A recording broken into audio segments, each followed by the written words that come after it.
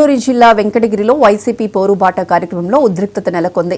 YCP ర్యాలీని TDP మాజీ AMC chairman CC Naidu అడ్డుకున్నారు. జగన్మోహన్ రెడ్డికి అసెంబ్లీకి వచ్చి మాట్లాడే దమ్ము లేకునే ర్యాలీలు చేయిస్తున్నారని మండిపడ్డారు. ఈ క్రమంలో వైసీపీ నేతలకు సిసి నాయుడుకి మధ్య తోపులాట జరిగింది. పోలీసుల జోక్యంతో గొడవ సద్దుమణిగింది. అనంతరం సిసి నాయుడిని పోలీసులు అక్కడి నుంచి పంపించారు.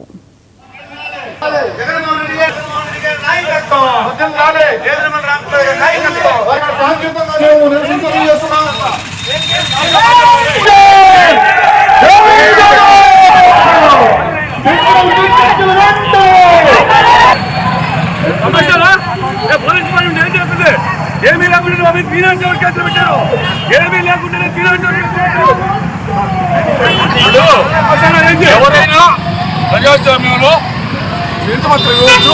ప్రతిపక్షాలకు వాళ్ళకి హక్కు ఉంది. ఈ రోజు ఓట్ల మీద నుంచి మాట్లాడుతున్నాడు. వాళ్ళ నాయకుడికి అసెంబ్లీలోకి వచ్చి మాట్లాడే తప్పు లేదు. మరి 1,30,000 కోట్లు ప్రజల మీద కరెంట్ ఛార్జీలు మోపి ఈరోజు సిగ్గు లేకుండా దోపిడీ రాష్ట్రం ప్రజలు వచ్చి ఉంటున్నారు. పబ్లిక్ ప్రజాస్వామ్య హక్కు ఉందంటారు. మరి ర్యాలీని అడ్డుకోవడం తప్పు కదా? ర్యాలీని అడ్డుకోవట్లేదండి.